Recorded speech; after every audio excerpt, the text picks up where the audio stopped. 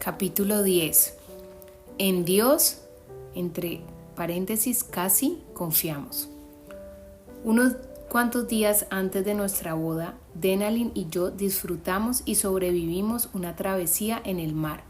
Milton, un amigo nuestro de una iglesia en Miami, nos había invitado a Denalyn, su mamá y a mí a ir con él y otros más en un viaje placentero a lo largo de la costa de Florida. Al principio fue eso y nada más, un viaje placentero. Nos recostamos sobre almohadones en la cubierta, colgamos los pies por estribor, dormimos y nos bronceamos. ¡Qué delicia! Sin embargo, después vino la tormenta. El cielo se oscureció, empezó a llover y el océano, apacible y sin horizonte, se convirtió en lo más parecido a la espalda de un dragón. Las olas empujaban el velero hacia arriba hasta que no veíamos nada más que cielo y después hacia abajo de tal modo que solo veíamos agua. Aprendí esto acerca de la navegación. No es por nada que llaman Pacífico el otro lado de la inundación. Los bronceados se dejaron para después y las siestas quedaron suspendidas hasta nuevo aviso. Los ojos de todos se fijaron primero en las nubes tempestuosas y luego en el capitán. Todos estábamos pendientes de cualquier cosa que dijera o hiciera Milton. Nuestro capitán actuó de forma deliberada y decidida. Dijo a unos dando a dónde sentarse, a otros qué hacer y a todos que nos calmáramos y aguantáramos como mejor pudiéramos.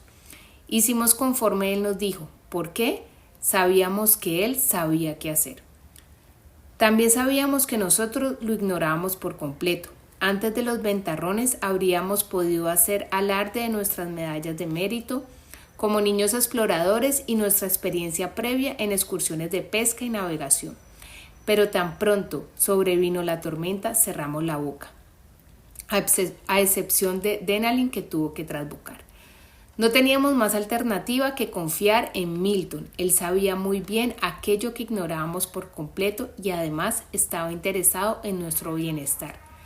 La embarcación tenía capitán y no era alguien contratado ni un extraño, sino un amigo cercano.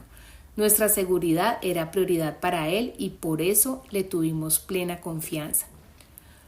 Mucho quisiéramos que esa decisión fuera tan fácil en la vida. ¿Necesito recordarte las ventiscas que experimentas a diario? A la velocidad del rayo y con el ímpetu del trueno, el turbión enfurece hasta las aguas más tranquilas. Las víctimas de vendavales repentinos llenan las filas de desempleados y las unidades de cuidados intensivos. Tú conoces el poder del viento, has sentido las olas y el temporal. Adiós, mar tranquilo, ahí viene la tormenta.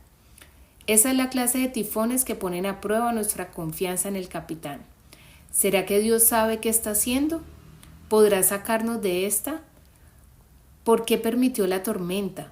Las condiciones empeoran y sus circunstancias no desconciertan.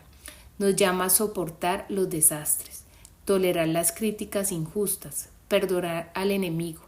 ¿Cómo deberíamos responder? ¿Puedes decir acerca de Dios lo que dijo Milton? Sé que Dios conoce lo mejor, sé que yo lo ignoro, sé que le importo. Tales palabras salen con facilidad cuando el mar está en calma, pero si lo que tenemos ante nuestros ojos es un automóvil vuelto chatarra o un grano de aspecto sospechoso en la espalda, cuando estallan guerras o nos atracan los ladrones, ¿confías también en él? Si contestas que sí, vas a sacar un puntaje alto en la clase de soberanía divina. Esta importante palabra bíblica, como su etimología lo indica, tiene que ver con reino. Confesar la soberanía de Dios equivale a reconocer el reino de Dios por su autoridad real y poder absoluto sobre todo lo que sucede. Acogerse a la soberanía de Dios es beber del pozo de su señorío y tomar la decisión de aceptar su voluntad venga lo que venga, mientras nos mantenemos aferrados al velero inerme en medio de la tormenta. Por supuesto, no hablo de Milton y el mar, sino de Dios y la vida. Tenemos que mirar al capitán de nuestras almas y confiar que Él sabe lo que es mejor. Después de todo, ¿no está Él encargado de las actividades del universo? Nuestro Dios está en los cielos. Todo lo que quiso ha hecho. Salmo 115:3. Aún antes que hubiera día, yo era, y no hay quien de mi mano libre. Lo que hago yo, ¿quién lo estorba? Isaías 43:13. Yo anuncio lo que por venir desde el principio y desde la antigüedad lo que aún no era hecho. Que digo, mi consejo permanecerá y haré todo lo que quiero. Isaías 46:10. Habiendo sido predestinados conforme al propósito del que hace todas las cosas según el designio de su voluntad. Efesios 1:11. Los decretos divinos dirigen al cosmos. Jesús informó a Pilato: ninguna autoridad tendrías contra mí si no te fuese dada de arriba. Por tanto, el que a ti me ha entregado, mayor pecado tiene. Juan 19:11. Los líderes judíos creyeron ser los que han enviado a Cristo a la cruz. Pedro los corrigió al declarar que Jesús fue entregado por el determinado consejo y anticipado conocimiento de Dios. Hechos 2:23. Jeremías hizo la pregunta retórica: ¿quién será aquel que diga que sucedió algo que el Señor no mandó? Lamentaciones 3:37. El libro de Daniel declara: no, todos los habitantes de la tierra son considerados como nada, y Él hace según su voluntad en el ejército del cielo y en los habitantes de la tierra, y no hay quien detenga su mano y le diga: ¿qué haces? Daniel 4:35.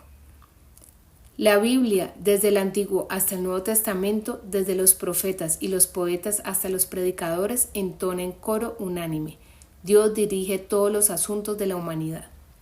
Como Pablo lo confirmó, Dios es el bienaventurado y solo soberano, Rey de reyes y Señor de señores. Él es quien tiene control sobre todas las cosas. Ninguna hoja cae al suelo sin que Dios lo sepa. Ningún delfín da a luz sin su permiso. Ninguna ola se estrella contra la costa fuera de sus cálculos. Dios nunca ha sido sorprendido ni una sola vez. El Hijo sustenta todas las cosas con la palabra de su poder. Hebreos 1:3. Él es quien da a todos vida y aliento y todas las cosas. Hechos 17:25. El rey David proclamó: en tu libro estaban escritas todas aquellas cosas que fueron luego formadas, sin faltar una de ellas. Salmo 139:16. Negar la soberanía de Dios supone hacer muchos tijeretazos que dejan como resultado una Biblia descuartizada, con muchos huecos en lugar de versículos y pasajes enteros. Así suene inverosímil, muchas personas optan por extirpar esos pasajes a su antojo, incapaces de reconciliar el sufrimiento humano con la soberanía divina absoluta, y diluyen la palabra de Dios como lo hizo el rabino Kushner. Su libro ¿Por qué le suceden cosas malas a la gente buena? Llegó a la conclusión descorazonadora: Dios no puede regir el mundo. Kushner sugirió que Job, el atormentado más famoso de la historia, se vio obligado a escoger entre un Dios bueno que no es del todo poderoso, o un Dios poderoso que no es del todo bueno. El rabino habla en representación de muchos. Dios es fuerte o Dios es bueno, pero no puede ser ambas cosas al mismo tiempo. De otro modo, ¿cómo se explican los defectos de nacimiento, los huracanes que arrasan costas, el SIDA o el genocidio de los Tutsi en la década de los 90? Si esto le interesa a Dios, entonces Él no es fuerte. Si es fuerte, entonces no le importa lo que nos pase. No puede ser bueno y fuerte. No obstante, de acuerdo a la Biblia, así es Dios. De hecho, según la Biblia, el problema ni siquiera radica en la fuerza o la bondad de Dios. El problema es la agenda de la raza humana. Nosotros vivimos en pos de las prioridades equivocadas. Queremos buena salud, buenos ingresos, descanso y una buena pensión. Nuestra prioridad máxima es cuidar de nosotros mismos. En cambio, la prioridad de Dios es Dios. ¿Por qué existen los cielos? Para desplegar su grandeza. Los cielos cuentan la gloria de Dios y el firmamento anuncia la obra de sus manos. Salmo 19:1. ¿Por qué pasa la gente por pruebas? Para mostrar el poder de Dios He aquí te he purificado y no como a plata, te he escogido en horno de aflicción. Por mí, por amor de mí mismo lo haré. Isaías 48, 10, 11. El profeta proclamó: así pastoreaste a tu pueblo para hacerte nombre glorioso. Isaías 63, 14. Dios iza su propia bandera, flexiona sus propios músculos. El cielo no pregunta: ¿cómo puedo hacer feliz a fulano? El cielo pregunta: ¿cómo puedo usar a fulano para revelar mi excelsitud? Para tal fin es posible que use bendiciones, pero también es posible que emplee sufrimientos. Ambas herramientas le pertenecen. Yo soy el que formo la luz y creo las tinieblas, que hago la paz y creo la adversidad. Yo, Jehová, soy el que hago todo esto. Isaías 45, 7. En el día del bien goza del bien, y en el día de la adversidad considera. Dios hizo tanto lo uno como lo otro. Eclesiastés 7:14. De la boca del Altísimo no sale lo malo y lo bueno. Lamentaciones 3:38. Hace unos años fui al aeropuerto de Indianápolis a tomar un vuelo de regreso a San Antonio. Al llegar al terminal me di cuenta de que había perdido mi itinerario. No me preocupé porque sabía que Aerolínea me habría de llevar a casa, Continental. Como había volado de San Antonio en Continental, supuse que también regresaría en la misma. El problema era que el despacho de Continental estaba cerrado. Todas las luces estaban apagadas y no se veía un solo asistente de pasajeros. El reloj marcaba la cercanía de mi salida a las 7:30 de la noche y pedí ayuda a todo volumen. Buenas noches, ¿hay alguien aquí? Tengo que tomar el vuelo de las 7:40. Por entre la oscuridad de las catacumbas emergió un encargado de equipaje de Continental. Me miró extrañado y dijo: no tenemos ningún vuelo para las 7:40. Le contesté: sí, y no lo puedo perder. Mire, yo vine aquí por Continental y necesito llegar a mi casa en esta misma aerolínea. Se encogió de hombros: no tenemos más vuelos esta noche. Acudí a la máquina de emisión automática de pasajes, ingresé mi información y solicité un tiquete de entrada al vuelo de las 7:40. El sistema me informó que no existía tal cosa. ¿Qué iba yo a saber? Hasta la máquina estaba equivocada. Debo acreditarle al empleado que fue paciente conmigo. Se rascó su cabeza medio calva y ofreció una solución. ¿Sabe qué? La aerolínea Northwest tiene un vuelo a las 7:40. Tal vez debería averiguar con ellos. Eso mismo hice y debo admitir que la programación de la aerolínea tenía un mando superior al de mi opinión. Su autoridad puso en jaque a la mía. Podría haberme quedado toda la noche frente a la oficina de Continental, zapatear y exigir que me dieran la razón e hicieran las cosas a mi manera. Pero, ¿de qué habría servido? Tarde o temprano tendría que someterme a la verdad absoluta del itinerario. Con cierta frecuencia en la vida nos colocamos frente al escritorio de Dios convencidos de que sabemos cuál es el itinerario: buena salud, un ascenso en el trabajo, un embarazo deseado. Muchas veces Dios revisa el itinerario que creó y dice que sí, pero algunas veces dice: no, eso no es parte del viaje que tengo planeado para ti. Te asigné una ruta que pasa por la ciudad de pruebas y el valle de luchas. Podemos zapatear y sacudir nuestros sueños todo lo que queramos, o podemos tomar una decisión de marinero en medio de la tormenta. Yo sé que Dios es mi capitán y Él sabe qué es mejor para mí. Esto resulta imposible de aceptar para algunos, como una dama que pidió hablar conmigo después de una conferencia en la que expuse estas ideas.